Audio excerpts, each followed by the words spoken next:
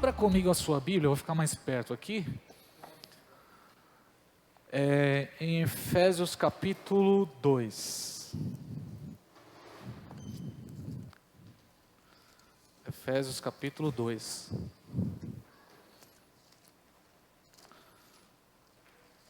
Eu vou interagir com aqueles dois slides também, tá, negão? Semana passada. O principal que a gente sempre está trabalhando e o outro lá. Efésios capítulo 2. Vamos ler?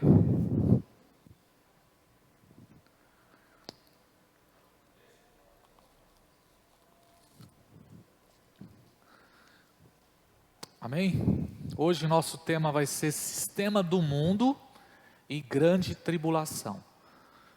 Tá bom? Nós vamos fazer um link sobre esses dois assuntos. O Sistema do Mundo e a Grande Tribulação. Vamos ler a palavra, diz assim, Efésios capítulo 2.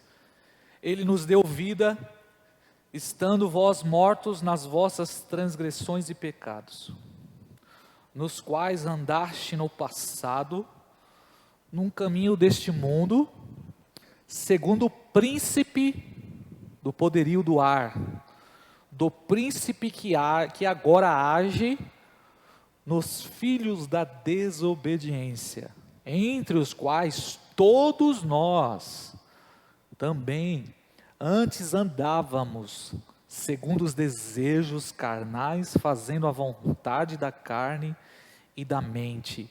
Éramos por natureza filhos da ira, assim como os demais.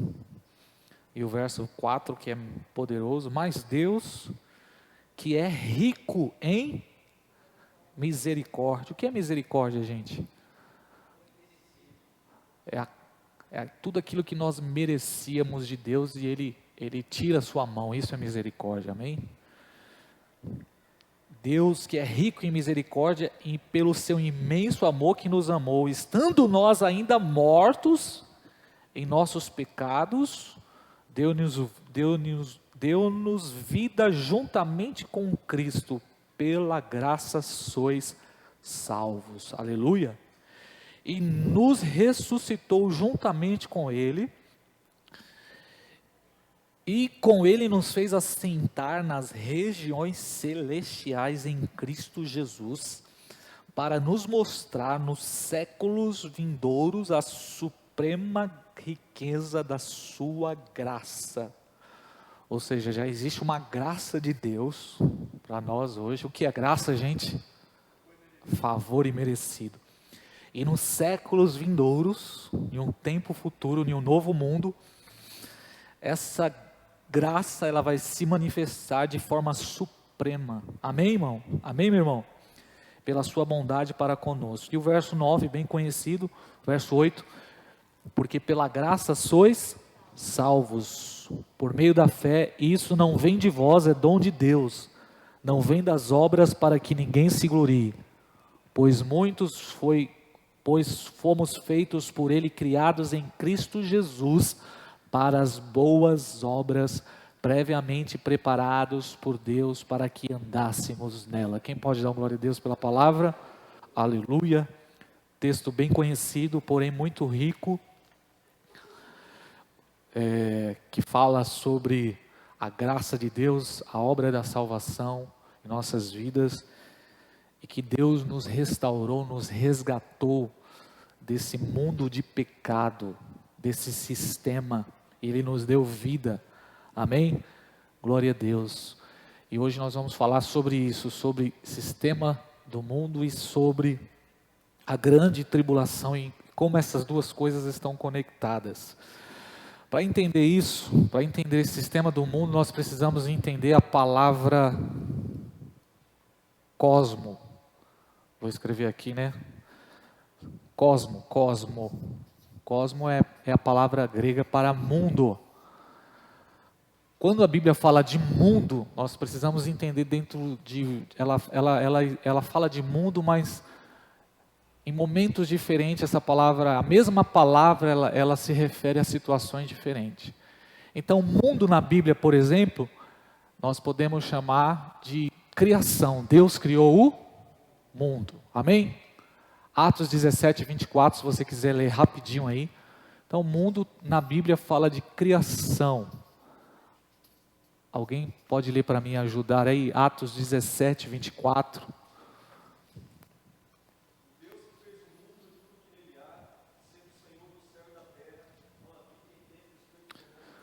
Amém, gente? Deus criou o mundo, universo, cosmo, criação.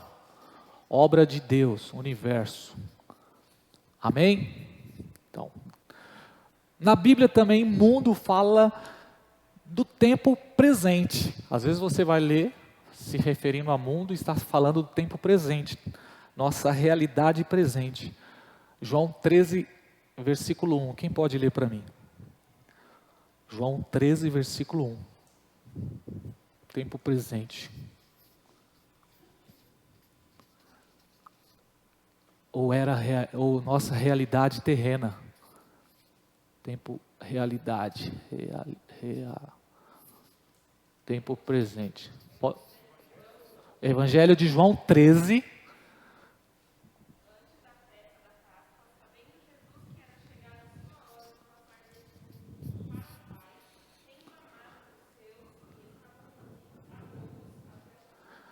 Então esse versículo está falando de mundo, mas está falando, se referindo ao quê? Ao seu tempo presente, a sua realidade, a realidade terrena. Então a Bíblia também fala essa mesma palavra se referindo a um outro contexto.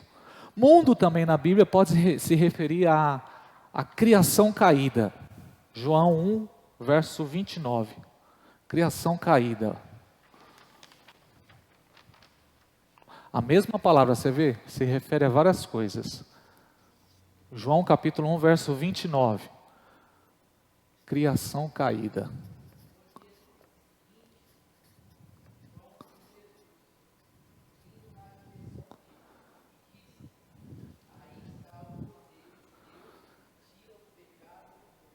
Amém, gente? Então a palavra mundo também aí agora aponta para uma criação caída.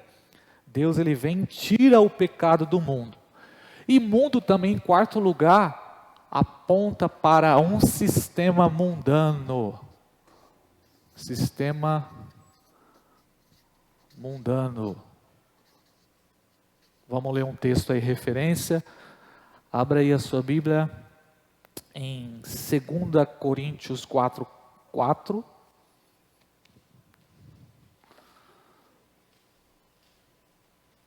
E João 12, 31 também. Então, sistema mundano. Sistema mundano. Mundo. Pode ler.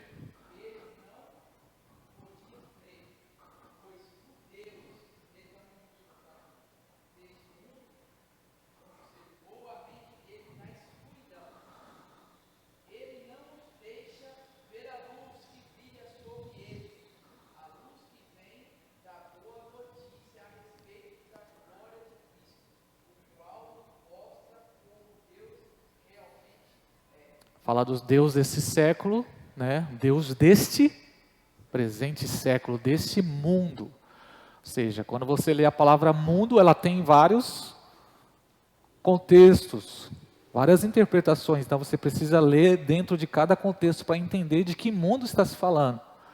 Só para fazer uma distinção entre isso, vamos ler João 3,16, que é o mais conhecido.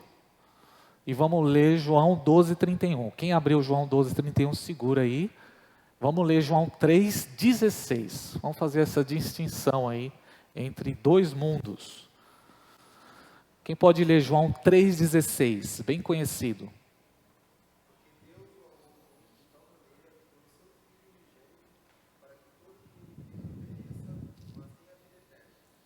Amém, gente? Deus amou o mundo aí. Está falando do quê? Criação, humanidade. Cadê? Voltando aqui. Esse mundo aí que João está falando é a criação. Deus amou o mundo, o universo, a humanidade. Amém? A criação de Deus. Deus não odeia a terra, amém, gente? Deus não odeia o mundo, a terra, o planeta, o universo. Deus ama. Ele criou. No princípio criou Deus os céus e a terra e viu que tudo era bom.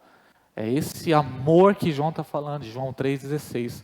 Agora vamos ver João 12,31. João 12,31.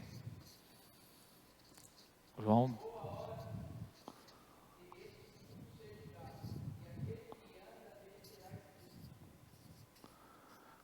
Então, João está falando aí, Jesus está falando através de João que o mundo vai ser julgado. Pode ler.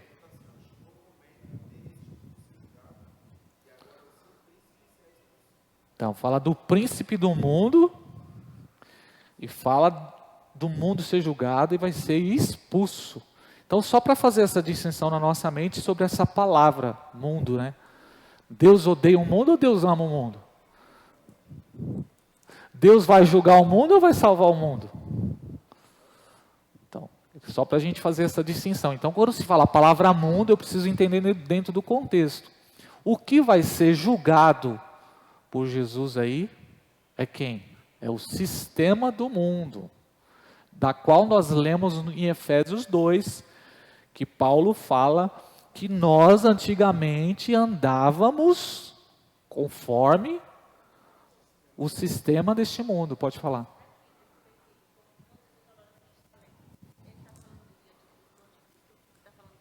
O príncipe do mundo é Satanás, né? É Satanás, mas também toda a sua trindade, né?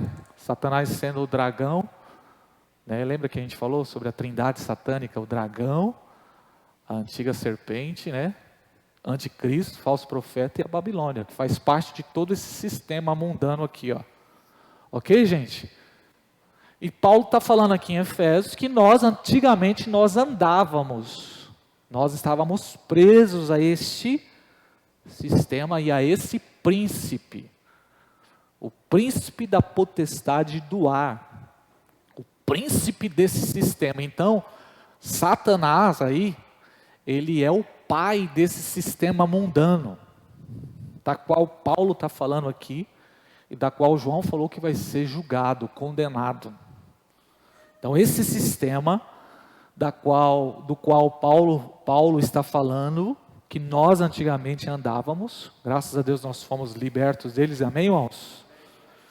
Então Paulo está falando aqui, Jesus está falando que esse mundo vai ser julgado, esse sistema vai ser julgado. E quem é que está por trás desse sistema? É Satanás, o príncipe. E a palavra príncipe aí, ela tem a ideia de aquele que principiou. Ou seja, aquele que iniciou a rebelião, iniciou a queda, iniciou todo esse processo aí de caos. Ele é o pai desse sistema. Lembra de Gênesis 3,15 da semana passada? Coloca o outro slide para mim, Wellington. Gênesis 3,15. Aquele que tem o nome de todos os... O outro lá. O nome do anticristo lá. Lembra da semana passada, gente? Gênesis 3,15.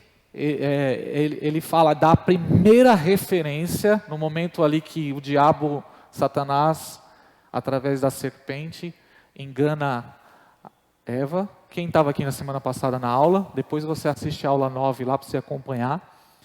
E ali, ele já é o descendente da serpente. Lembra que fala do descendente da mulher?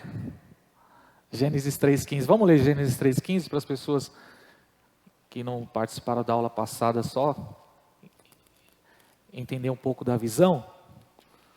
Gênesis 3,15. Fala ali, porém inimizade entre ti e a mulher. No verso 14 você sabe que está falando de quem? De Satanás, a serpente. No momento que a serpente, Gênesis 3 fala da queda, o momento que o diabo engana a mulher, engana o homem, e ali dá entrada ao pecado, né? E no verso 15 é a primeira menção do Evangelho, como se fosse a primeira proclamação do Evangelho está nesse versículo aí. Uma inimizade entre a mulher e entre a serpente. Quem é a serpente? O diabo. Apocalipse 12, 9, a antiga serpente, o diabo. Quem é a mulher? Eva. A humanidade representa também Israel e a igreja. Então, desde ali de Gênesis já começa um conflito, uma batalha entre Satanás e o povo de Deus. Entre a mulher e a sua descendência. Ali, Apocalipse 12, 9 fala que o diabo é a antiga serpente. Volta lá para Gênesis 3,15. Entre a tua semente e a sua semente. Nessa tradução está entre a tua semente e a sua semente. Em outras traduções está aí, entre a sua descendência e o seu descendente. Este te ferirás a cabeça e tu lhe ferirás o calcanhar. O que esse texto está falando? Qual é a revelação desse texto? Está falando que existe uma batalha desde o momento que o homem deu legalidade ao pecado, entre o povo de Deus e Satanás. Batalha espiritual. Batalha no espiritual não é só terça-feira aqui no culto. Oi? Mudou aí, ó, mudou a tradução. Nova versão internacional. Porém, inimizade entre você e a mulher. Entre a serpente e a mulher. Entre a sua descendência e o seu descendente, o descendente dela. Este te ferirá a cabeça e você lhe ferirá o calcanhar, fazendo uma menção ao quê? Fazendo uma menção ao quê? A crucificação. Quem é o descendente da mulher? Jesus, que veio de Israel, amém, gente?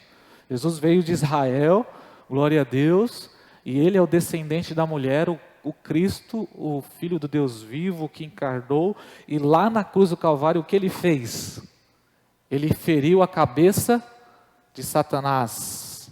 E nesta ferida, Satanás feriu o seu calcanhar, que foi o momento da crucificação, o Cordeiro de Deus sendo sacrificado no nosso lugar. O Cordeiro de Deus que tira o pecado do mundo.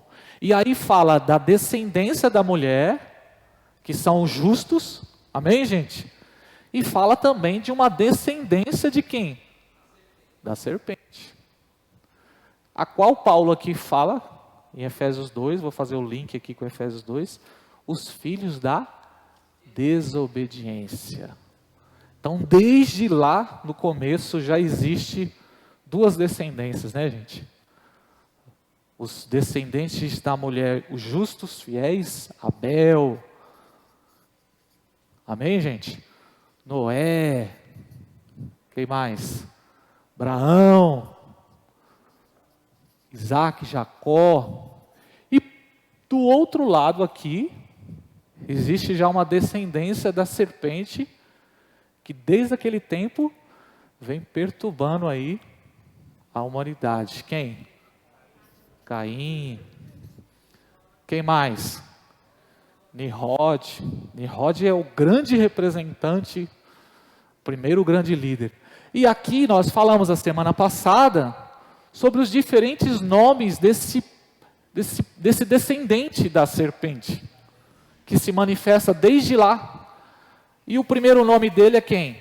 O descendente da serpente. Depois, Isaías chama ele de maligno.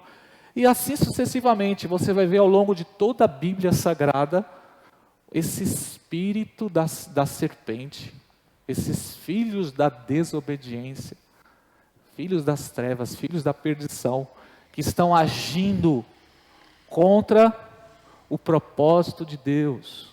Então, batalha espiritual é mais do que apenas um momento de oração. Batalha espiritual acontece em todo o propósito de Deus. Amém, gente? Todo o propósito de Deus. E quem é que está por trás? Quem é que principiou isso? Satanás. Por isso que ele é chamado príncipe. Ele foi quem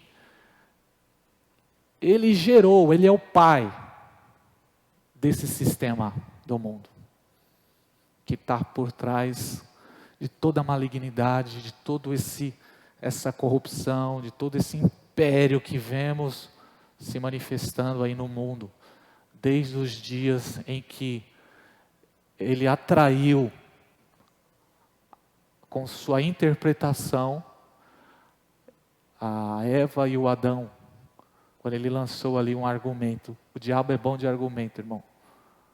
A gente acha que o diabo ele vai se manifestar com um chifre, com um cajado lá. Não, o diabo Paulo fala que ele se manifesta em um anjo de luz.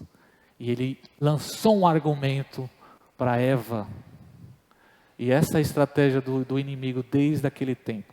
Ele não quer que você sirva ele. O diabo não quer que você fique com um tridente, um colar. O diabo, a estratégia do diabo só sabe qual é? É que você sirva você mesmo. Porque quando você servir a você mesmo, você vai estar servindo a ele. É o que ele faz. Então a gente acha que o diabo ele não quer te transformar em um sacerdote satânico, da igreja satânica. É claro que ele age assim, age. Mas a estratégia dele é muito maior. Ele só quer que você sirva você mesmo. Então ele falou para Eva, não foi isso que Deus disse. Você interpretou errado. Deus disse outra coisa. Deus disse, se você comer, você vai ser igual a ele. Uma meia verdade. Ele é o pai da rebelião. Príncipe deste mundo. Ele age por trás desse sistema que nós estamos falando aqui, o príncipe do mundo, a serpente, o seu descendente, o pai da mentira e a sua descendência. Ele age, ele age influenciando a criação caída. Quer falar?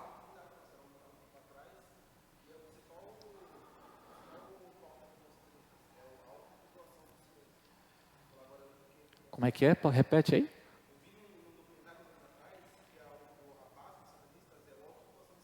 Olha só, gente. Chega a arrepio aqui, meu Deus do céu. E eu estou aqui hoje, como eu preguei domingo, quem estava aqui no culto de domingo?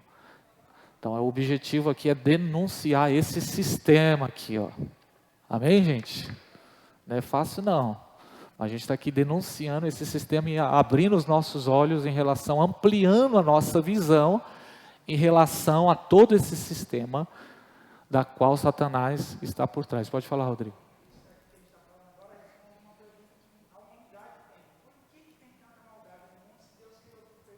Isso.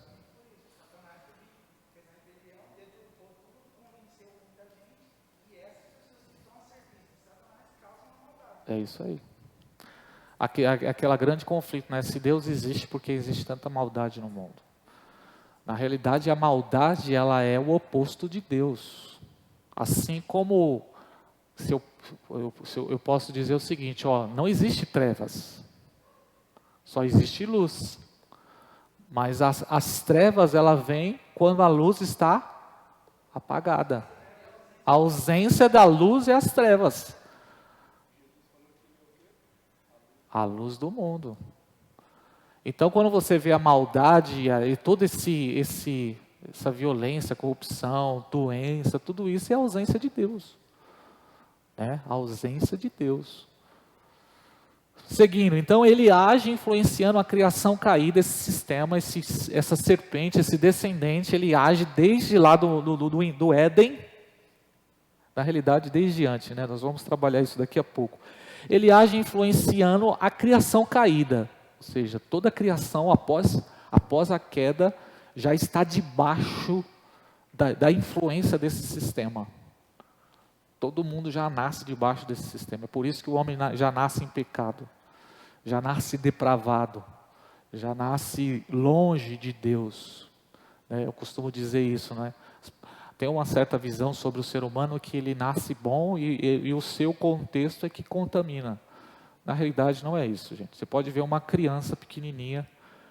É claro que o contexto vai influenciar uma pessoa. Por exemplo, uma pessoa que nasceu em um contexto de favela, contexto de droga, é claro que todo esse sistema social vai influenciar a pessoa.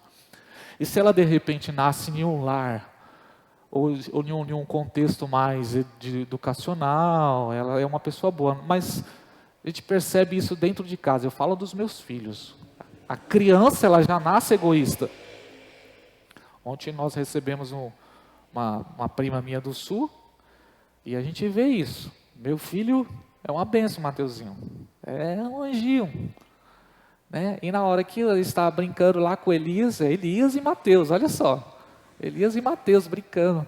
Aí estavam lá, no momento da brincadeira, houve ali um conflito entre Caim e Abel. Eu falei, Jesus amado. Por conta de brinquedos, né? Então a gente tem que tirar esse negócio da nossa mente, né?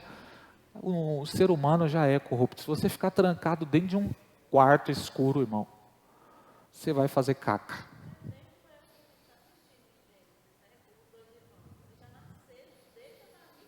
Conflito já. Esse conflito já.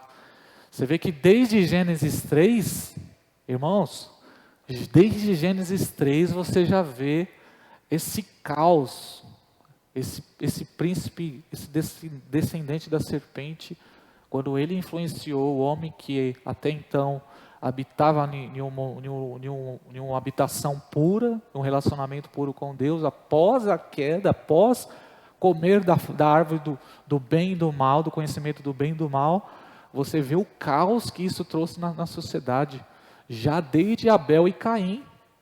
Depois você vai ver isso na família de Abraão, esse conflito, essa crise que nós temos de nos relacionarmos uns com os outros, a dificuldade que temos, você vê isso dentro da sua casa, na sua família, todos aqui.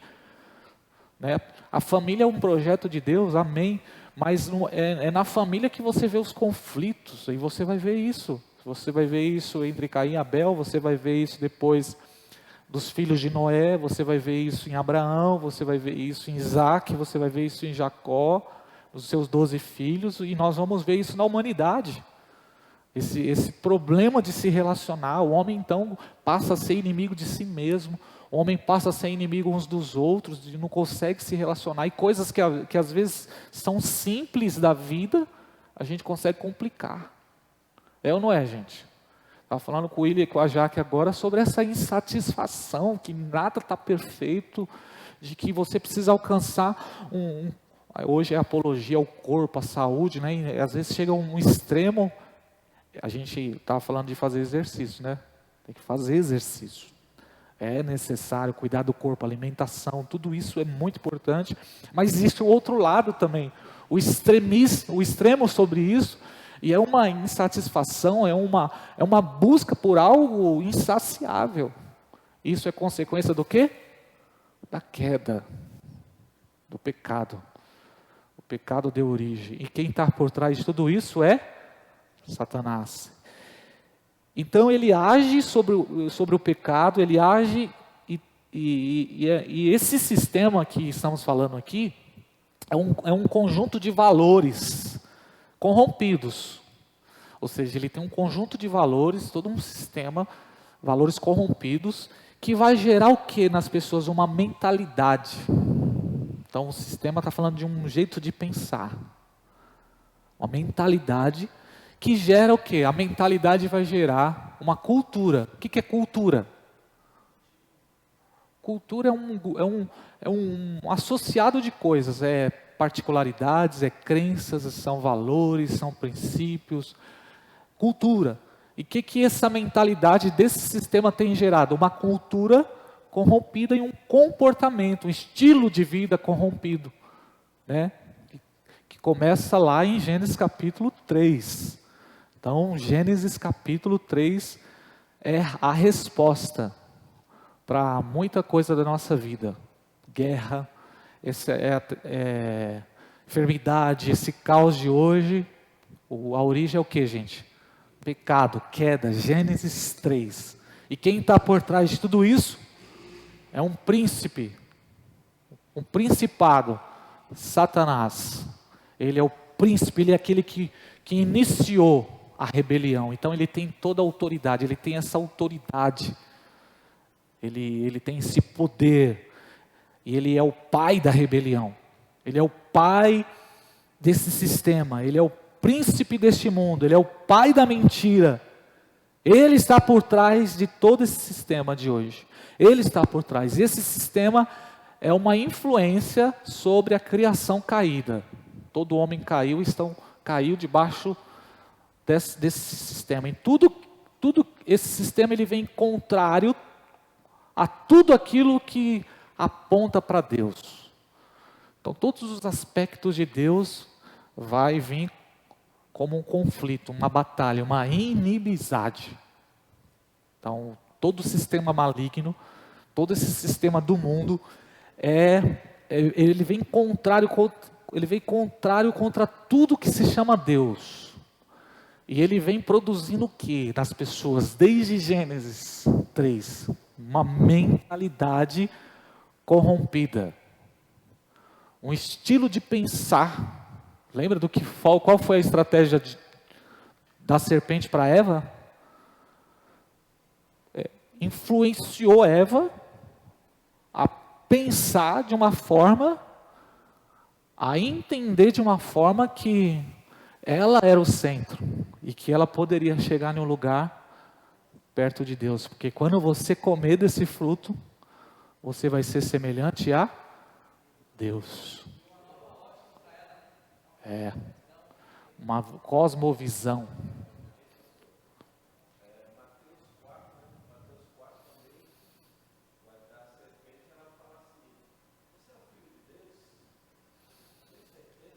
Colocando a paternidade do Filho Jesus em jogo, conflitando com a situação que Jesus estava vivendo em Mateus 4, que era um momento de jejuar, um momento de deserto.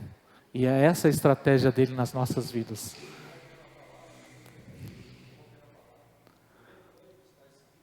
Está escrito corrompendo a palavra. Vocês já estão entendendo, né, gente? Ele vem corrompendo a palavra.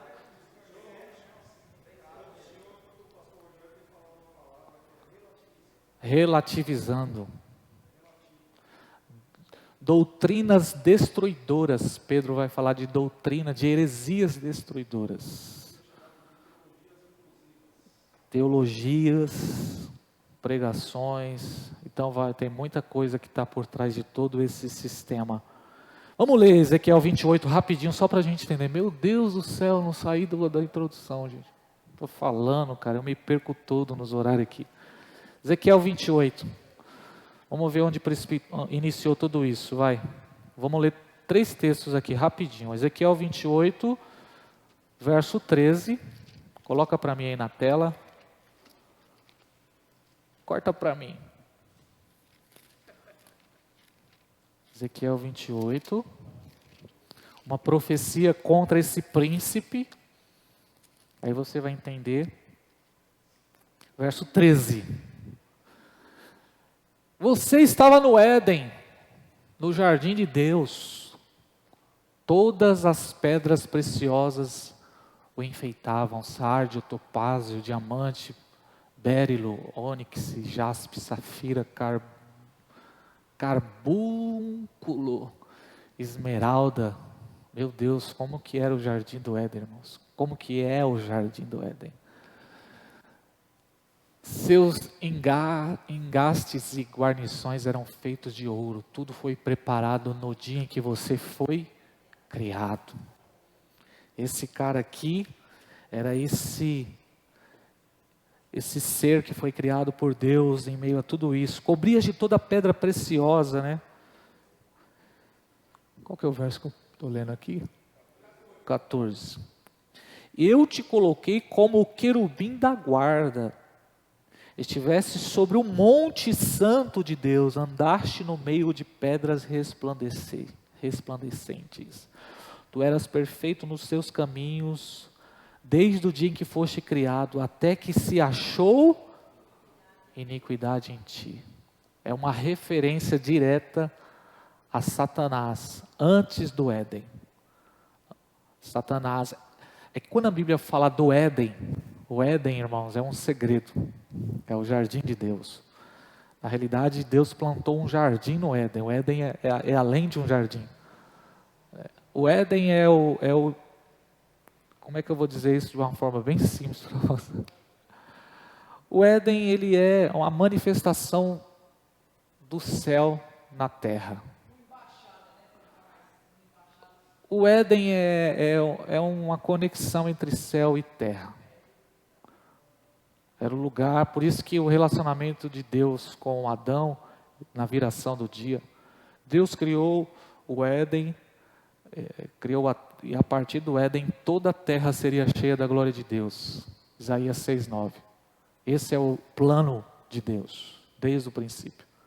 Porém, veio esse ser que se rebeliou na eternidade, e ele veio, e o que ele fez ali? Ele lançou a semente do pecado no coração dos dois, do casal que foi criado para a glória de Deus. Então esse era o Éden. Quando o homem pecou, o que aconteceu? Automaticamente, imediatamente, esse ser humano, Adão e Eva, foram o quê? Expulsos do paraíso, expulsos do Éden. A mesma palavra que Jesus usou quando ele falou para o ladrão da direita: hoje mesmo estarás comigo no paraíso. É a mesma palavra para Éden. Ou seja, irmãos, resumindo de uma forma bem simples, né? Não era nem para falar desse assunto aqui, né? Mas só para gerar uma curiosidade. O homem pecou, ele foi expulso, foi colocado um querubim, uma espada flamejante na porta daquele lugar. Pela Bíblia Sagrada, geograficamente, esse lugar era para estar ali no Iraque. Perto do rio Tigre, era para estar lá, mas até hoje ninguém nunca descobriu esse lugar, não existe. Pode olhar para o satélite, não existe esse lugar, esse paraíso perdido. Qual que é a ideia geral sobre isso? É que à medida, quando o homem foi expulso, à medida que a corrupção foi aumentando, lembra que você vai ver nos primeiros personagens da Bíblia, havia longevidade, 900 anos, você vai ver gente que viveu, né, à medida da corrupção, até os dias de Noé ali, né, era como se o jardim ele começasse a subir.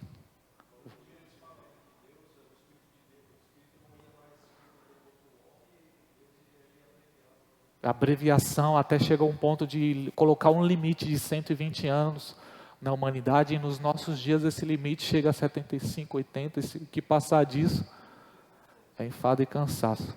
Então qual a ideia? A ideia é que o jardim do Éden ele subiu para os céus, né, para o terceiro céu, para onde está o trono de Deus. E o que vai acontecer em Apocalipse 21? O propósito de Deus é que a nova Jerusalém, a cidade do Deus vivo, ela vem o quê? Ela desce, ela vem descer novamente. Então aquilo que aconteceu em Gênesis subiu para voltar novamente, o propósito de Deus. Mas não era nem para me falar desse assunto, não sei por que eu falei, gente. Mas depois a gente vai, à medida aí que a gente vai estudando, a gente vai crescendo junto aí. Outro texto, Isaías 14. Isaías 14. Talvez você nunca ouviu falar dessas coisas, né, gente? Mas quarta-feira é para isso, tá? Uma feijoadinha, comidinha mais pesadinha. Tem assuntos que, por exemplo, tem assuntos aqui que não dá para me soltar num sermão da igreja, porque vai exigir o quê? Uma maturidade das pessoas, uma compreensão maior, né? Então tem assuntos que você não vai gerar num sermão da igreja, porque as pessoas não vão entender. Fala, o pastor está falando umas coisas lá que, pastor, acho que não sei o que ele comeu, não sei o pastor ficou maluco lá, falou, ainda mais quando a gente começar a falar do milênio aqui, né, nos nossos estudos aqui, né? Mas vamos caminhar. Isaías 14, verso... deixa eu abrir aqui na minha Bíblia. É bom você ter sua Bíblia, irmão, porque você marca, você já sabe onde está, entendeu? Papel. Isaías 14 fala também sobre a queda de Satanás aí, sobre esse homem. Acho que é o verso 28, se eu não me engano. Isaías 14. Nossa, cara.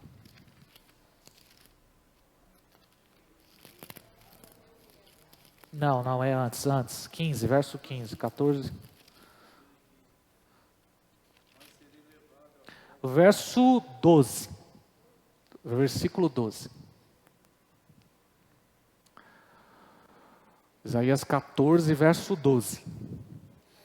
Como caíste do céu, ó estrela da manhã, filha da alva. Aqui essa palavra estrela da manhã e filha da alva é a palavra que mais se aproxima ao nome de Satanás, que é conhecido hoje, que é Lúcifer. Esse nome Lúcifer não é bíblico, você não vai encontrar na Bíblia esse nome. A tradição que coloca esse nome por conta desse versículo, estrela da manhã ou filha da alva, aquele que gera luz. Como foste lançado por terra, tu que enfraquecias as nações, tu dizias a ti mesmo, subirei ao céu, e elevarei o meu trono acima das estrelas de Deus, e me assentarei no monte da congregação. Esse era o intuito dessa criatura, desse príncipe que foi criado, que ele gerava luz, né? Esse querubim ungido. Subirei além das nuvens e serei semelhante ao Altíssimo. Olha qual que é a visão de Satanás, ser semelhante ao Altíssimo. Contudo serás levado ao Sheol, ao mais profundo do abismo, e aqueles que olharem para ti, te observarão e pensarão e dirão, este homem que fazia estremecer a terra e que abalava os reinos. Ou seja, aqui uma profecia falando sobre Satanás, antes dele se manifestar em Gênesis capítulo 3, na eternidade. Ele já se rebeliou, por isso que ele é o pai da rebelião, o pai da mentira. E Jesus diz em Lucas 10, 18, que via Satanás caindo, Lucas 10, 18, rapidinho, quem pode ler? Meu Deus do céu, cara. Tanto assunto aqui, gente, ó. Vamos correr, tá?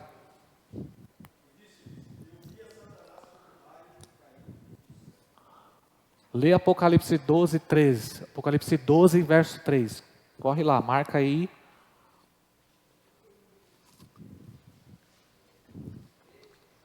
Apocalipse 12, verso 3. O que aconteceu quando ele caiu?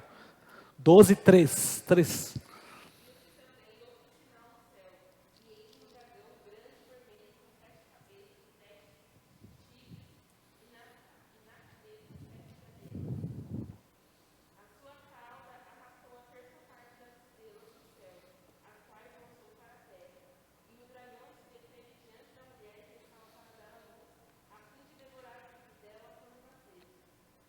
Beleza, valeu. Você viu aí que esse dragão, ele enganou o quê? Terça parte dos anjos. Ou seja, 33%. É isso? Terça parte? Então, 33% dos anjos caíram nos seus argumentos. Então ele arrastou. Essa é uma palavra simbólica, né? Arrastou terça parte. Quem são esses anjos caídos? São esses demônios aí que de vez em quando vem perturbar nossas vidas. Esses demônios, os demônios são esses anjos caídos. Então Satanás é o pai dessa rebelião, desse sistema, o príncipe deste mundo que está por trás dessa mentalidade, dessa cultura, desse comportamento. E Satanás vem influenciando as nações desde o princípio, gerando valores corrompidos, gerando uma mentalidade corrompida, gerando uma cultura e um estilo de vida, uma forma de pensar. Uma forma de pensar. E a questão é que nos últimos dias, olha só como ele é tão astuto, que a Bíblia diz que nos últimos dias, durante a grande tribulação, ele vai ter a sua marca na testa e na mão direita. Você já deve ter ouvido sobre isso, né, gente? A marca da besta. Vamos ler isso aí rapidinho. Apocalipse 13, 16.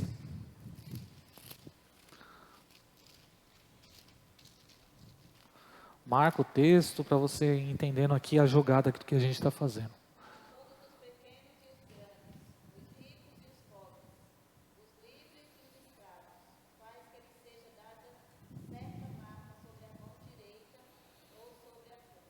Ok, gente? Então, nos últimos dias, ele vai gerar essa marca na mão e na testa. Que é um sinal? Sim, é um sinal, mas vai além do sinal. As pessoas ficam preocupadas. É o chip? É o Pix? É a vacina? Acabou de tomar a vacina, meu Deus do céu, irmão. Sinto muito. Eu também tomei sexta-feira, então fiquei 2 dias ruim. Mas qual é a ideia por trás desse sinal? Mentalidade, mão direita, comportamento. Além do chip, além desse negócio de cartão Visa, de marca na mão, o que está sendo anunciado nos últimos dias na grande tribulação é que esse estilo de pensamento e essa mentalidade que ele vem semeando desde o princípio vai gerar, fala de mão de obra, fala de trabalho, fala de ação, de estilo de vida. Então uma mente corrompida, sinal na testa e na mão, um estilo de vida corrompido. Só para você entender isso, como isso é tão significativo, Deuteronômio capítulo 6, rapidinho, vai. Aproveitar que eu estou de bom humor hoje. Tá pegando, gente, ou não? Amém. A gente só está falando do sistema. Deuteronômios,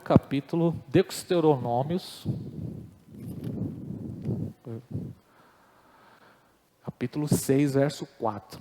Essa aqui é a oração sacerdotal, a oração que os sacerdotes, até hoje, o povo de Israel, eles têm essa oração como a oração principal. É o famoso Shema. Eu vou ler ali, ó. Shema Israel, Eloheinu, Israel Adonai Echad. Em hebraico, né? Israel Adonai Eloheinu Adonai Echad. Ouve Israel, o Senhor nosso Deus é Senhor e único.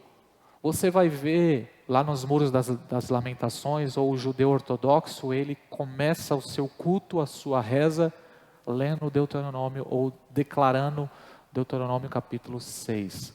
E aí o que diz os versos posteriores? Amarás o Senhor teu Deus de todo o teu coração, com toda a tua alma e com todas as tuas forças. E essas palavras que hoje te ordeno estarão no teu coração. Ensinarás os teus filhos e delas farás sentado em casa e andando pelo caminho, e ao deitar e ao se levantar. Falando sobre a lei de Deus, ela deve estar diariamente. Aí no verso 8, também amarrarás como sinal na mão e com uma faixa na testa, e escreverás nos batentes da tua casa e nas tuas portas. Ou seja, o judeu até hoje, ele faz isso literalmente. Não sei se você já viu um judeu ortodoxo, amarrado uma espécie, eu esqueci o nome, mas é uma caixinha que eles amarram aqui. Isso, filactério. E ali o pedacinho desse texto aqui de Deuteronômio 6, dentro daquela caixinha, e ele amarra na mão também direita, e ele faz a sua oração ali, usando literalmente esse versículo, essa passagem, que simboliza o quê? A lei de Deus, ela rege a sua forma de pensar, e essa forma de pensar gera em você um comportamento, um estilo de vida. Então é mente e ação. Então o sinal da besta, de todo esse sistema, tem a ver com uma mentalidade corrompida e uma forma de viver também corrompida. Pastor, vai ser um sinal? Sim, a Bíblia fala de um sinal. Mas o sinal é o de menos. O que está por trás disso é essa mentalidade desse sistema. Está pegando, gente? O que está por trás disso é o quê? Uma corrupção na forma de pensar. Então é um sinal a forma de pensar, mão, testa e mão, mentalidade e ação. É esse sistema. Então o que está por trás é esse sistema. É um sistema corrompido, que vai contra a lei de Deus, que vai contra os princípios de Deus. E ele vem influenciando toda a geração, todo mundo, desde o princípio. Então o sistema ele vai afetar todas as áreas da sociedade. Família está sendo afetada desde Gênesis. religião, arte, cultura, ciências, mídias, entretenimento, economia, tecnologia, política, ensino, educação. Esse sistema mundano influencia todas essas áreas da sociedade, gente. Todas as áreas da sociedade são afetadas por esse sistema. O sistema do anticristo. O espírito do anticristo. Que atua no mundo, como João diz. E que nós aprendemos aqui que desde Gênesis 3,15, na realidade, segundo Ezequiel 28, Isaías 14, Apocalipse 12, ele fez isso no céu, uma rebelião, e ele trouxe para a terra, para a criação de Deus, e a partir de então esse espírito vem atuando, desde o princípio. O Espírito de Deus atua desde o princípio. O Espírito de Deus pairava sobre a face da terra. Amém? O Espírito de Deus, o Espírito do Cristo estava sobre os justos, sobre Abel, sobre Sete, sobre Noé, sobre Abraão, sobre Moisés, sobre os profetas, sobre o povo de Israel, e o Espírito de Cristo está sobre a igreja. Amém? Glória a Deus. Mas em contrapartida existe o espírito do anticristo, o espírito da impiedade que Paulo diz, que está se manifestando no mundo, que também atua. Efésios 2, irmãos, nós lemos sobre quem? Sobre os filhos da desobediência. E tão interessante que Paulo diz que nós também fazíamos parte desse sistema. Pegou aí, gente? Nós fazíamos parte, nós estávamos cegos também, nós andávamos conforme ele. Nós tínhamos essa mentalidade corrompida, essa mente corrompida, essa mente carnal, essa mente, esse estilo de pensar que vai contra os princípios de Deus, contra a lei de Deus, contra os valores de Deus. Nós também estávamos assim.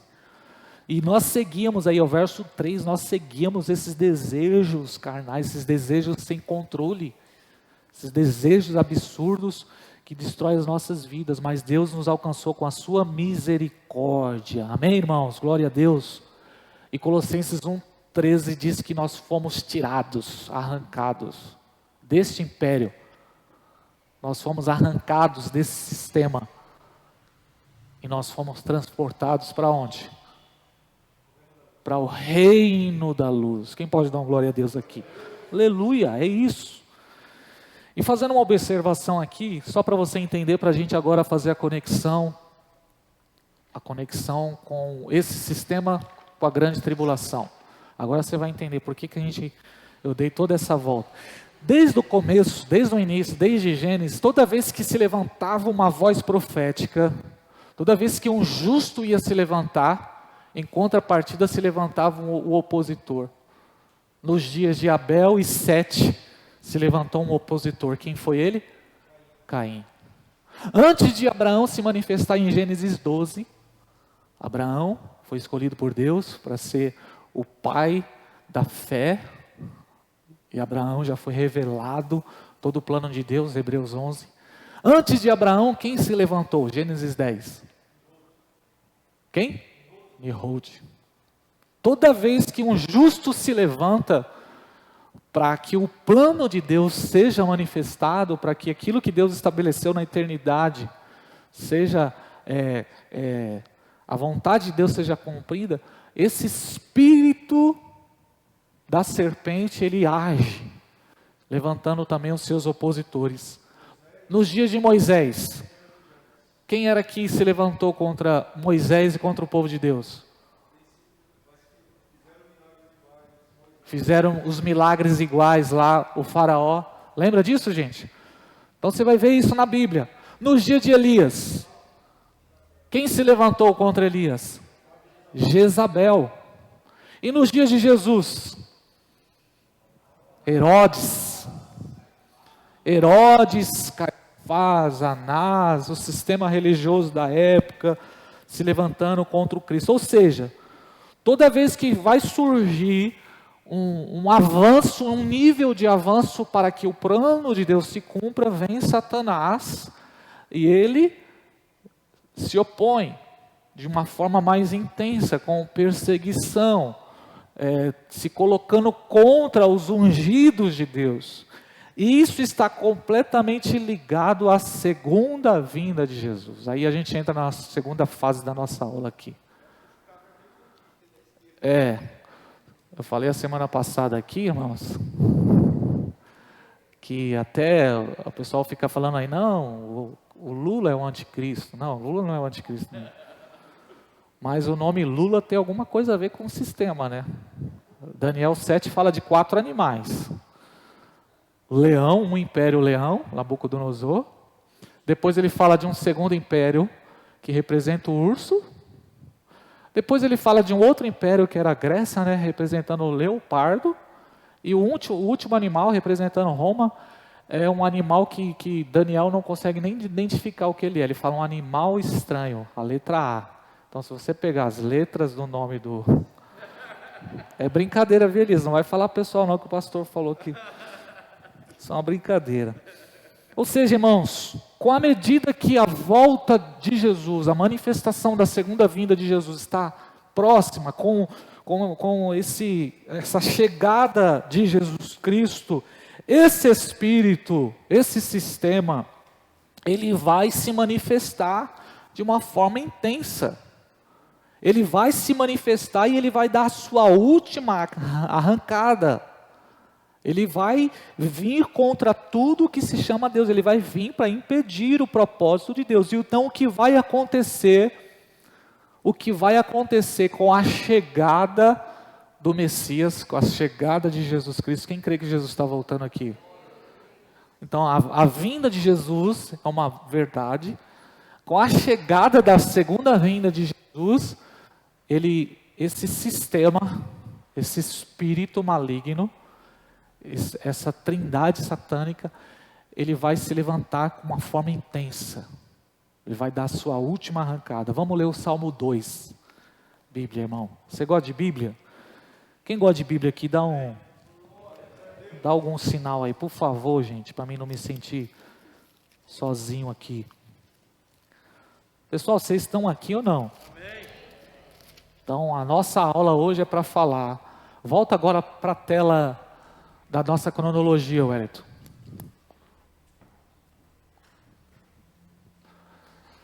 Salmo 2, olha o que diz, irmãos. Porque as nações se enfurecem e os povos tramam em vão. É uma profecia isso aqui, tá? Profecia, a rebelião das nações. A rebelião das nações. Os reis da terra se levantam e os príncipes conspiram contra o Senhor e o seu ungido. Verso 3 dizendo: rompamos suas correntes e livremo-nos de suas algemas. Olha só o que a palavra de Deus está falando. Com a aproximação da chegada do ungido do Senhor, as nações vão se enfurecer. Os reis da terra, os príncipes da terra vão fazer uma conspiração, ou seja, uma conspiração. Os reis, os príncipes, rompendo com Deus. Olha só, eles vão declarar: rompemos suas correntes e livremos de suas algemas.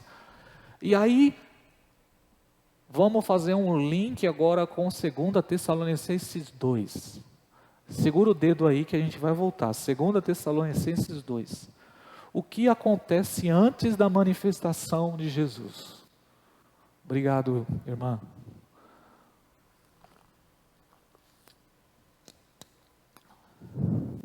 Tá pegando aí, irmão José? Então vamos lá. 2 Tessalonicenses 2.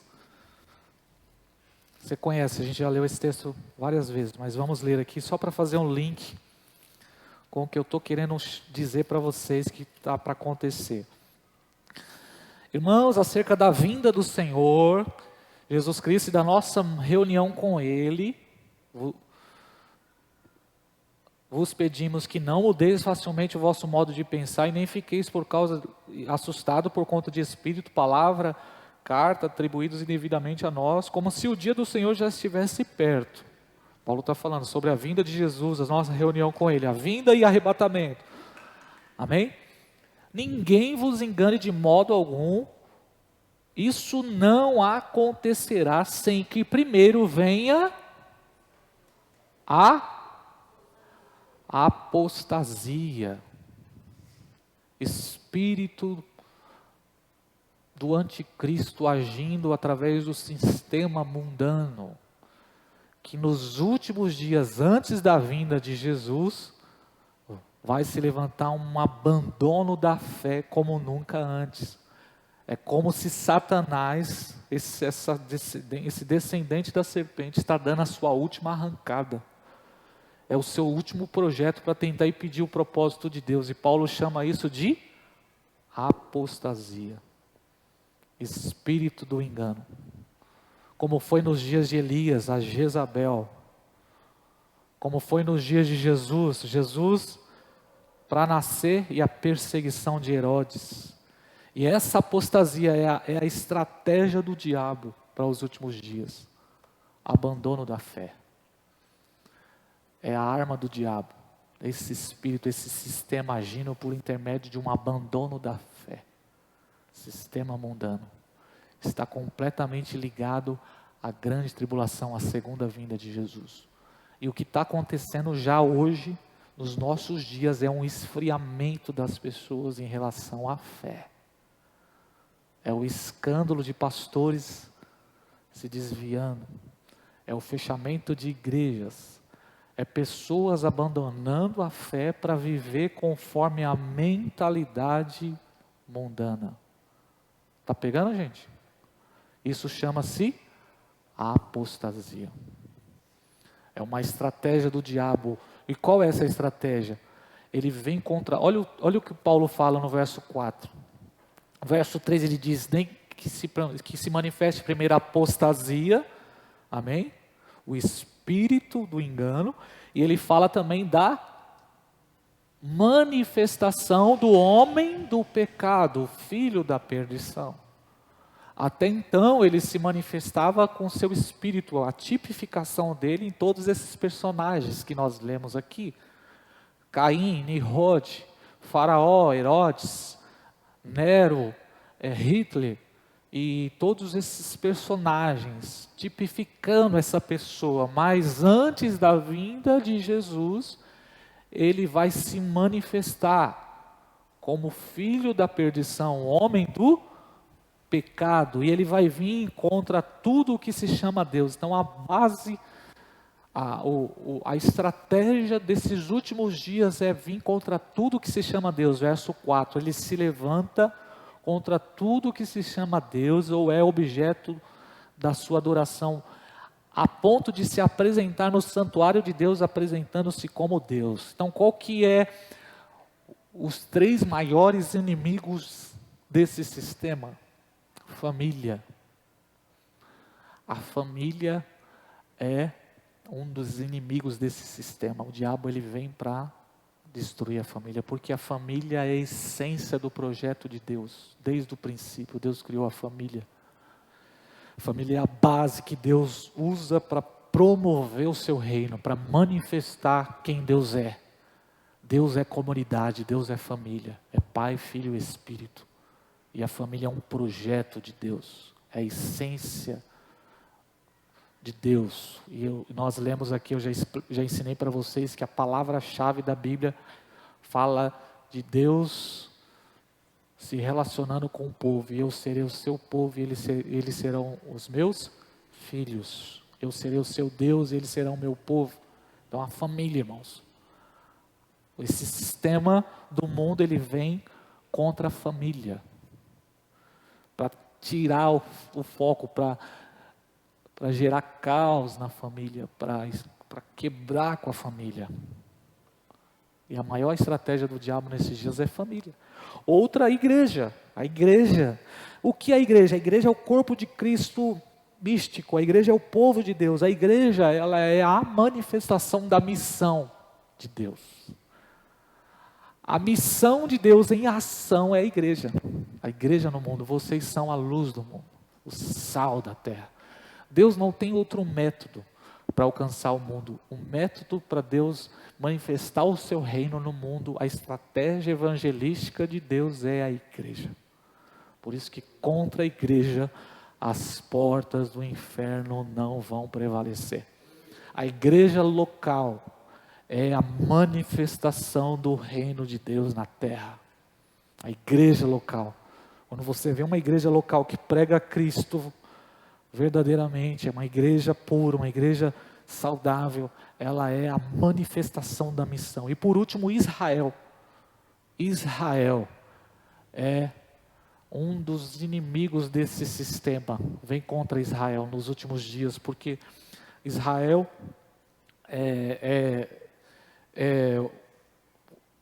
Israel é uma cidade escolhida por Deus. Aquele lugar é escolhido por Deus.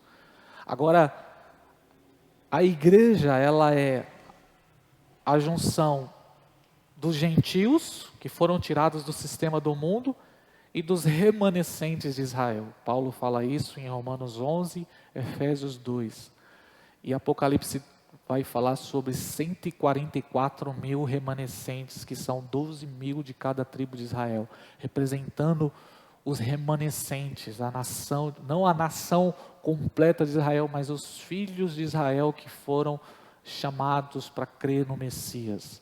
Então, o espírito do anticristo, o sistema do mundo, ele vem contra a família, ele vem contra a igreja, e ele se levanta contra Israel. Voltando lá para o Salmo 2. Ixi, meu pai, agora. Achei que eu ia conseguir, gente. Vocês já viram que eu não consigo falar as coisas em uma hora, né? Salmo 2, volta para o Salmo 2. Verso 4. Vamos ver agora a segunda parte da profecia do Salmo 2. Coloca para mim na tela aí. Aquele que habita nos céus, ou seja, antes nós lemos aí que vai ter um rompimento, né? As nações vão se enfurecer, vão se levantar contra Deus, vão romper com seus laços. Quais laços? Família, igreja, Israel. Todas as nações da terra vão se enfurecer contra tudo que se chama Deus. Você acha que nos últimos dias, agora que está se aproximando a vinda de Cristo, vai se levantar uma oposição forte contra a igreja de Cristo, contra a família. A família, irmãos, é um alvo. Casamento, filhos, deturpar a família, mudar o sentido original da família. Eles vão romper os laços vão ser rompidos. Mas o que vai acontecer? Verso 4. Aquele que habita no céu vai rir, vai zombar deles. Aleluia. Vai se levantar esse espírito, mas o Senhor já está rindo, já tirando barato. Toda essa estratégia desse espírito maligno. Correndo aí. O verso 5.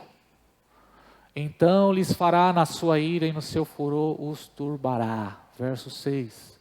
Eu, porém, ungi o meu rei sobre o meu santo monte de Sião.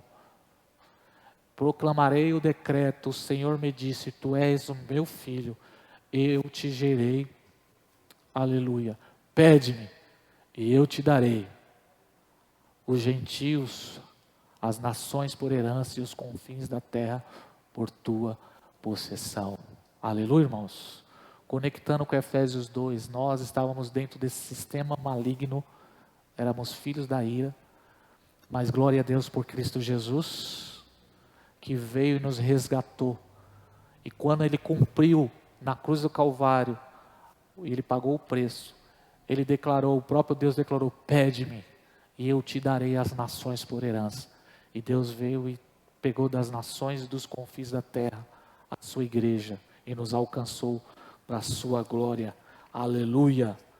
Nós somos o povo de Deus. Todo esse sistema do mundo, Deus está rindo dele, Deus está zombando. O sistema do mundo vai cair, irmãos. A Babilônia vai cair, toda a Babilônia vai cair. Mas nos últimos dias vai acontecer uma ascensão desse sistema. Eles vão se levantar, eles vão perseguir o povo de Deus. Assim como foi antes de Abraão, veio Nimrod para perseguir o povo de Deus. Haverá um ódio, haverá uma luta, uma perseguição contra o povo de Deus, contra a igreja do Senhor.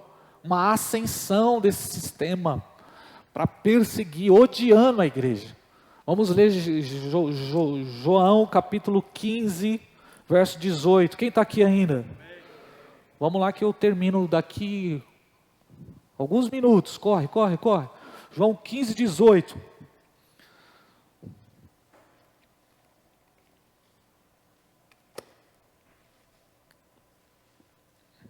Olha o que Jesus disse.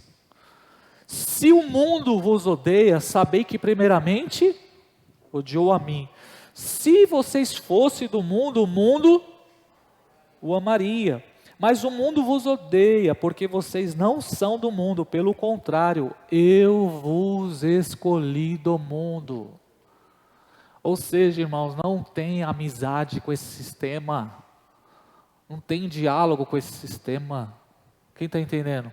Não tem harmonia com ele. Ou você ama ou você odia.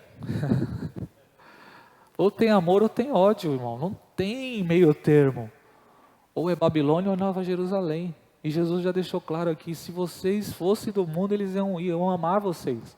A igreja não pertence ao mundo, irmãos. Nós somos uma pedra no sapato deste mundo, desse sistema. O céu ou o inferno. Ou seja, irmão, quando eu falo de ódio aqui, Jesus está falando, eles tiveram ódio de mim. O que fizeram com Jesus? O que o sistema fez com Jesus? Crucificou Jesus. Ele veio trazendo paz, ele veio pregando amor, ele veio fazendo milagres, ele veio trazendo alívio para o oprimido, ele veio pregando o evangelho do reino. E o que fizeram com Jesus? O que o sistema fez com Jesus? Traiu, o crucificou, açoitaram Jesus. E ele está falando, se fizeram isso comigo, vocês acham que não vão fazer isso com vocês? Então eu quero fazer aqui um link já sobre essa conexão, sistema do mundo e grande tribulação. Está completamente ligado. A grande tribulação é a ascensão, marca isso aí para você nunca mais esquecer, a ascensão da perseguição contra o povo de Deus. Poxa, pastor, eu achei que a perseguição... Cadê o negócio aqui, ó? Presta atenção aqui na nossa cronologia aqui. A vinda de Jesus está aqui, amém, gente? Jesus Cristo vem. Esse momento aqui, ó, é o momento da grande tribulação. O sistema do mundo, esse príncipe das trevas, esse espírito que está agindo, nesses últimos dias, antes da segunda vinda de Jesus, ele vai dar a sua última arrancada. Então vai ver a ascensão, o momento em que ele vai crescer. A perseguição, ela vai crescer. A perseguição contra o povo de Deus vai aumentar, contra a família, contra os filhos de Deus vão aumentar nos últimos dias. 2 Timóteo 3,12 diz, aquele que quer viver piedosamente, ou seja, se você quiser viver o evangelho puro, você vai bater de frente com o sistema. O negócio é punk, irmãos. Então, aquele que quer viver, o que quer viver piedosamente não adianta. O que vai acontecer é o quê? Um choque com o sistema. Isso já acontece nas nossas vidas hoje. A perseguição, ela sempre existiu. Desde o início. O sistema vai crescer de uma forma imensa.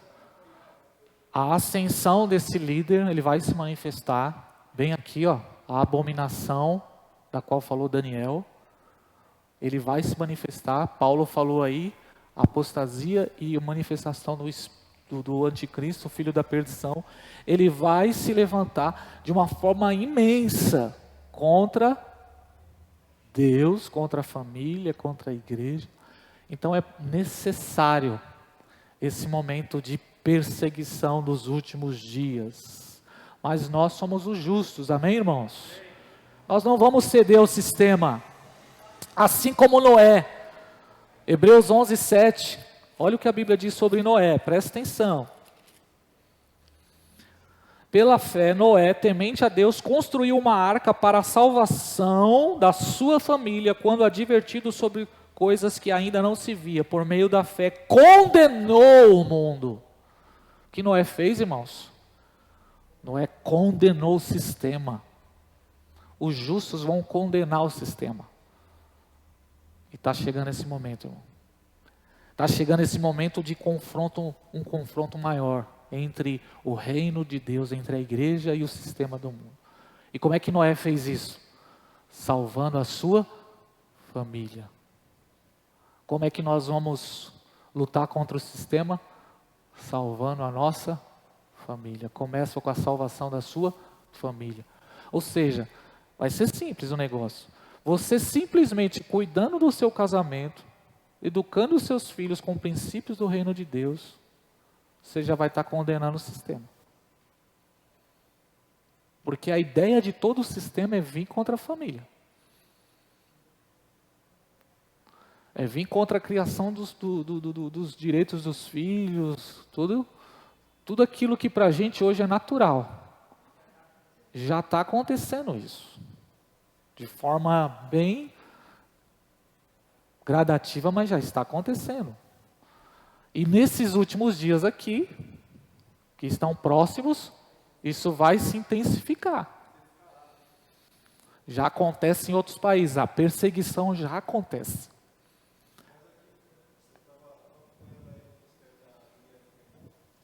De quem?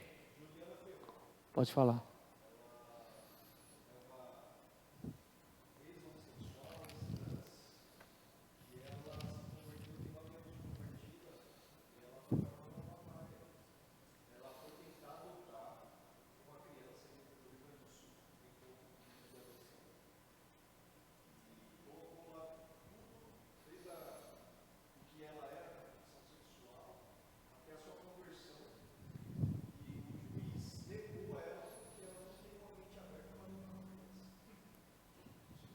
É.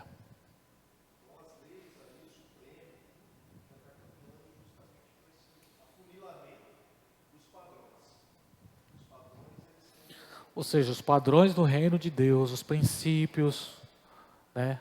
A forma, o nosso estilo de vida vai incomodar o sistema. O nosso jeito de viver vai incomodar o sistema. Já está incomodando e vai incomodar muito mais. Por isso que todo aquele que quer viver piedosamente vai contra o sistema. E qual é o sistema de Deus? Se você quiser anotar aí para você ler, para entender a cultura do reino de Deus, está em Mateus 5, 6 e 7, o Sermão da Montanha, Romanos 12, 13 e 14. Coisas simples da vida, irmãos. Vamos ser honestos, como pregar a palavra aqui, como se reunir, essas coisas vai contra o sistema. Vai contra todo esse sistema, discipular pessoas, pregar a palavra, ter um estilo de vida que glorifique a Deus. O que já está acontecendo na internet, eles estão diminuindo já o número de visualizações de pregações, de cultos, porque existe uma ascensão do uso da internet para o reino de Deus, para pregar a palavra de Deus, e o que está acontecendo? Já está acontecendo uma limitação. Já está acontecendo essa limitação. É muito sério o que a gente está falando. Ou seja, é esse levantado o império das trevas nos últimos dias. É esse reino de Satanás nos últimos dias, essa resistência, uma resistência. E o ápice dessa resistência está aqui, irmãos, ó. Neste momento aqui, ó.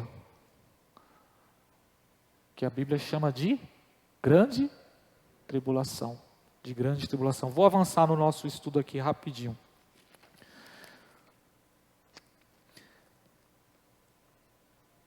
E aqui está o grande problema. A igreja ela vai passar por esse último estágio de perseguição do sistema do mundo. A igreja vai passar. A igreja estará aqui, isso pelas profecias da palavra de Deus, a igreja vai passar por esse momento, né? Porque existe uma linha teológica que quer negar isso, né? Tentar de alguma forma tirar a igreja desse momento, né, da qual eu já falei para vocês aqui. Nós aqui já está careca de saber que a igreja vai passar pela grande tribulação. Então existe um negacionismo, não, a igreja vai ser arrancada, ela não vai ser arrancada. Ela vai passar por esse momento, esse ápice de perseguição está aqui, ó. Vamos ler só alguns textos rapidinho, para você entender mais esse negócio aqui. Abra sua Bíblia aí em Apocalipse 7.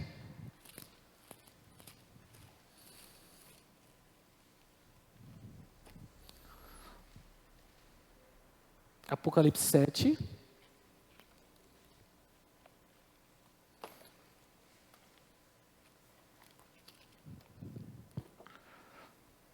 Verso 9.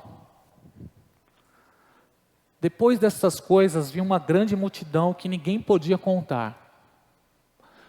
Existem algumas pessoas que pregam que esse momento é só para os judeus, mas olha o que a visão diz aqui. Eu vi uma multidão que ninguém podia contar, de todas as nações, tribos, povos e línguas, em pé diante do trono, na presença do Cordeiro, todos vestidos de túnicas brancas e segurando palmas nas mãos, e clamavam em alta voz: salvação ao nosso Deus que está sentado no trono. Aí vamos ler o verso 13. E um dos anciãos perguntou: quem são estes? Um dos anciãos perguntou: quem é essa multidão de todos os povos? Todos os povos. Quem são estes que estão diante do trono de Deus?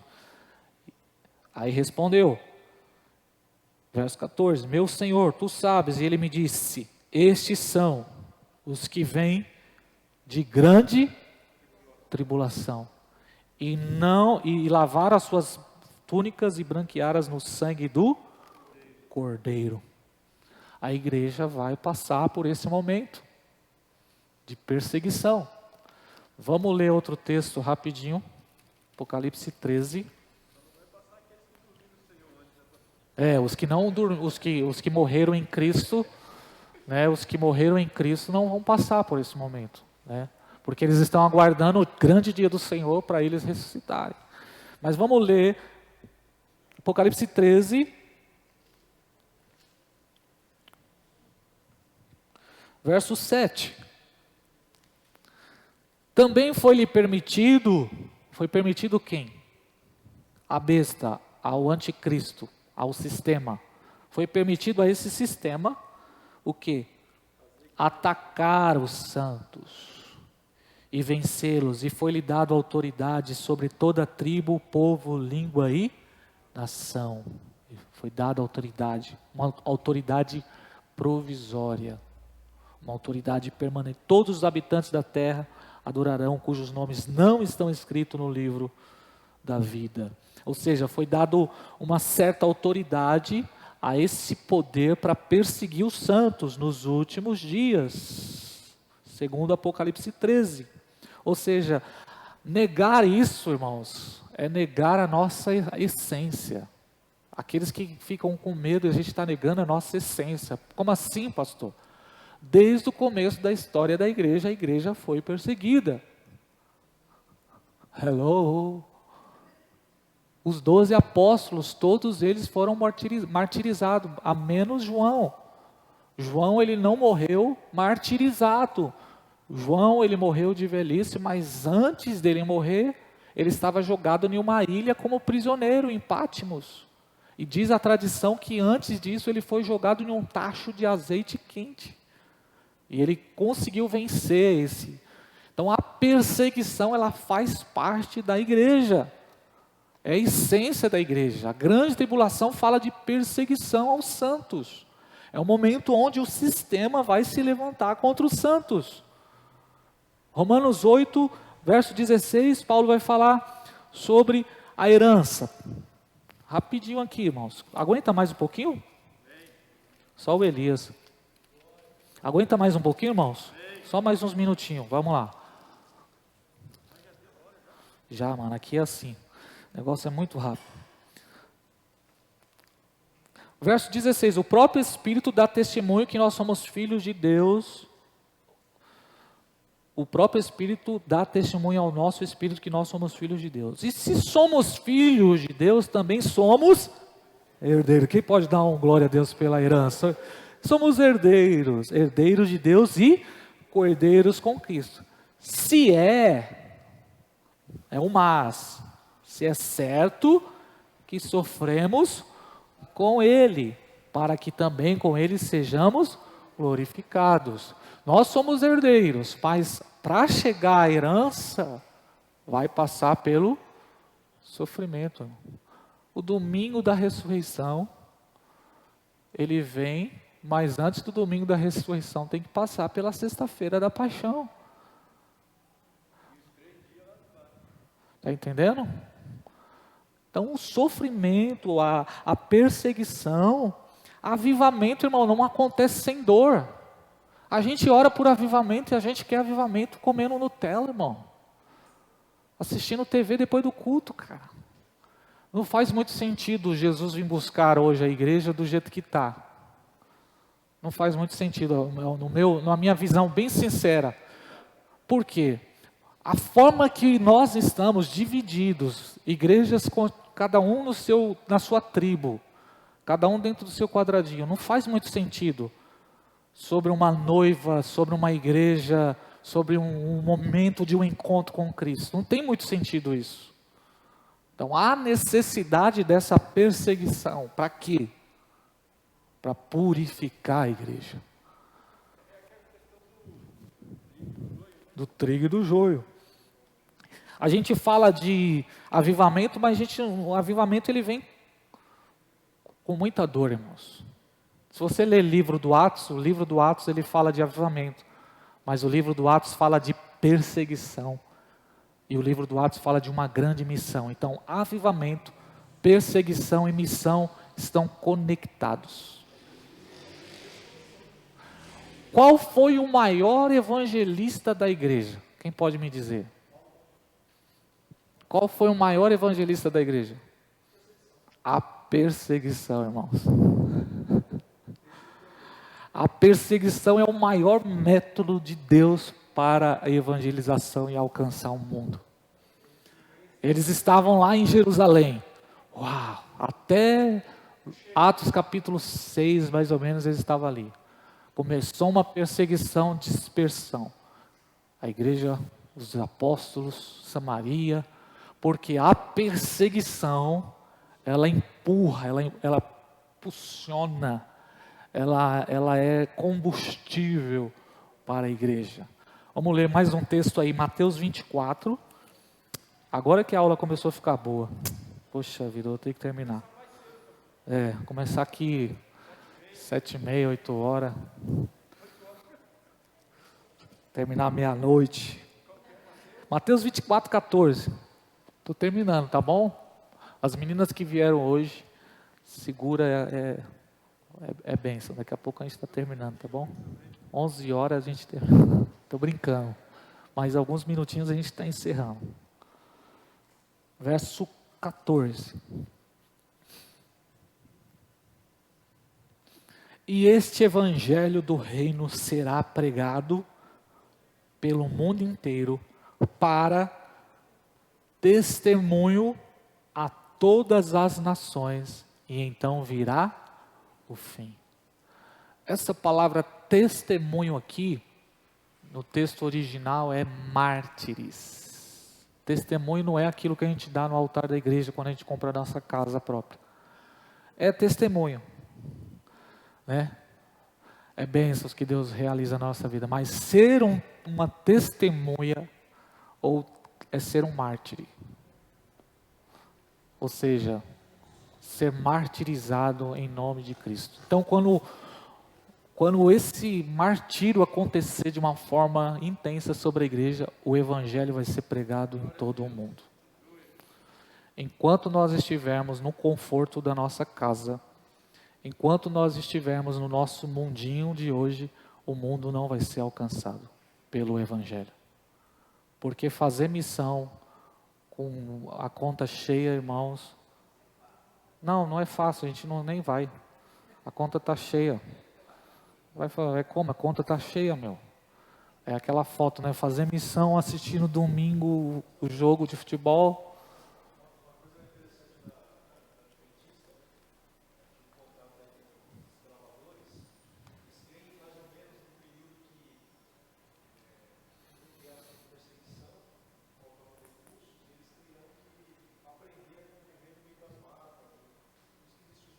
Os desbravadores lá, que é aquele. Mateus 25 fala, sede benditos do meu Pai, possuí por herança o reino, porque tive fome e me deste de comer, tive sede e me deste de beber, era nu e me vestiste, estava preso e me visitaste. A gente muitas vezes acha que isso é só em questão de obra social, vai muito além de obra social.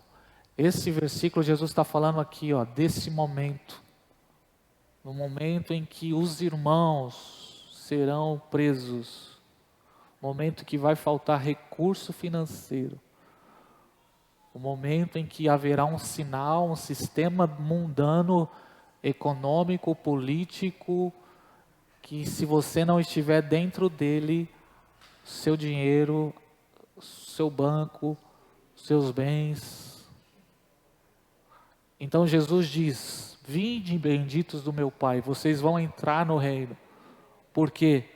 Porque eu tive fome, aleluia, irmão, e me deste de comer. Tive sede. Imagine, irmãos, ao mesmo tempo uma grande perseguição e uma unidade da igreja. A igreja se compadecendo, a igreja sentindo a dor do seu próximo, a igreja orando, indo atrás, acompanhando. É o que algumas agências missionárias já fazem hoje sobre os irmãos cristãos que estão perseguidos em países onde existe ali um regime ditatorial, uma pressão sobre os cristãos, e existem pessoas que se compadecem dos que estão presos. Muitos cristãos vão ficar presos, pastores que querem viver piedosamente vão ficar presos nesse período, nesse processo. Então, quando Jesus diz, bem-vinde, benditos do meu Pai, porque vocês deram de comer. Então, eu não consigo, irmãos, por isso que eu estou sendo bem sincero aqui, realista, eu não consigo ver hoje a igreja de Cristo vivendo essas verdades.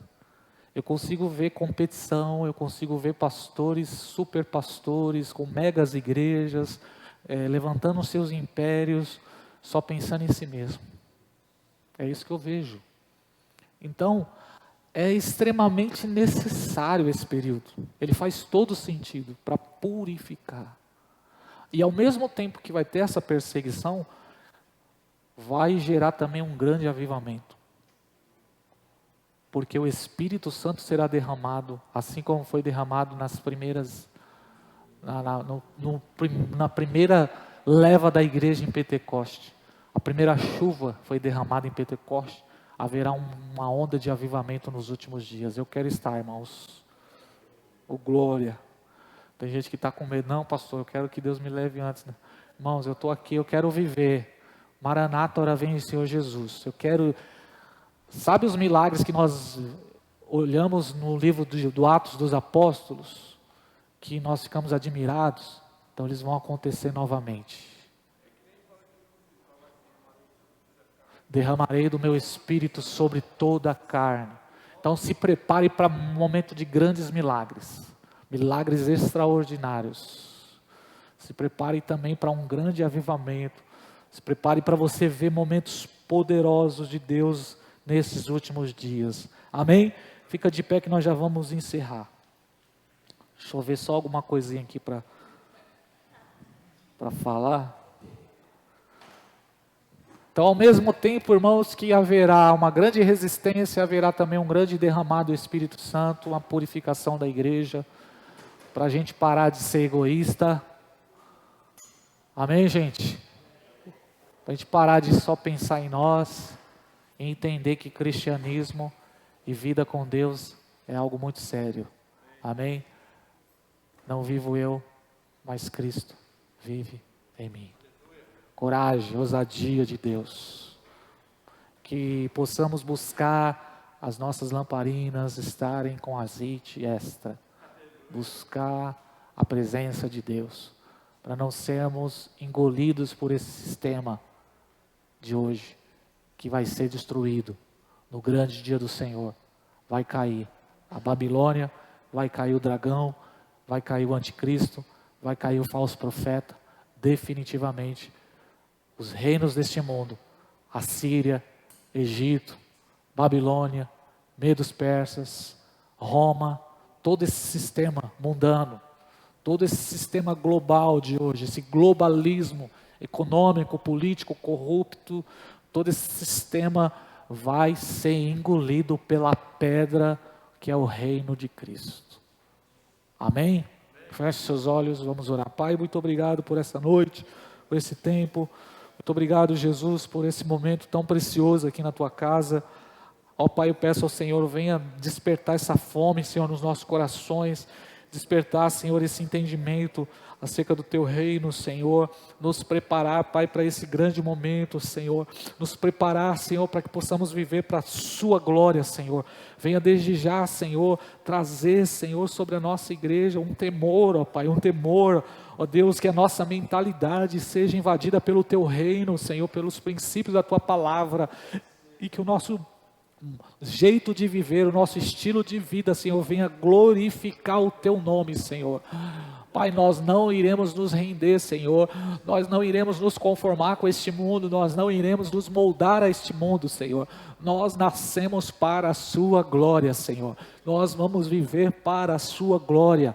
É isso que queremos, ó Deus, para isso nascemos. Venha nos capacitar, Espírito Santo, derramar a sua unção sobre as nossas vidas em nome de Jesus. Amém. Glória a Deus. Deus abençoe sua vida.